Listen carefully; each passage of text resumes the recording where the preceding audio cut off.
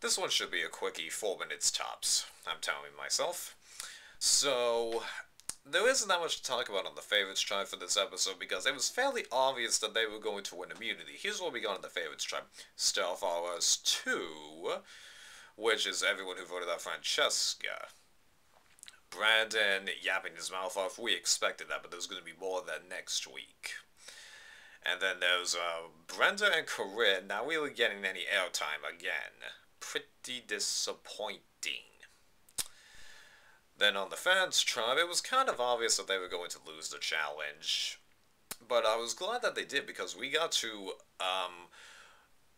get more into these characters. You know, we got more from Shamar, more from Reynolds and his cool Kids Alliance, and then, what's her face? Hope, the girl who looks like Dawn in a way. Sorry.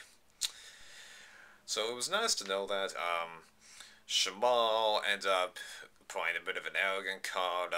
Unfortunately, I think we were all expecting that.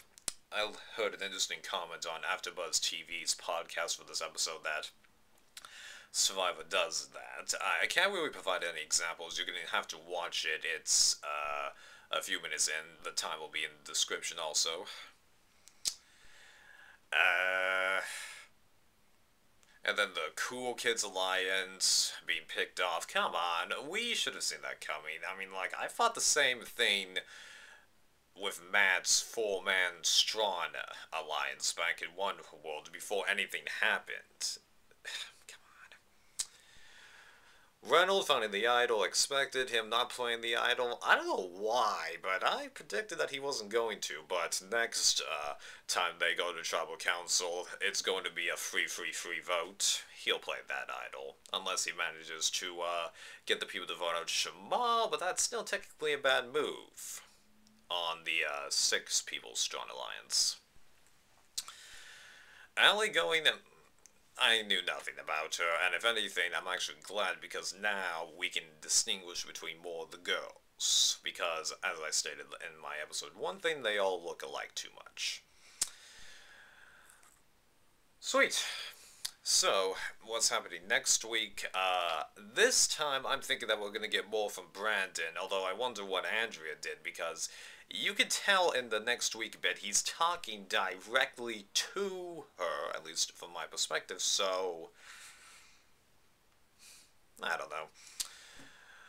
Well, Stealth ROS is definitely going to pick him off first, because Brenda's done nothing, and Eric has done nothing, but he's also pretty strong. I mean, like, it's thanks to Eric, Philip, and some good polling that the favorites won, and all that.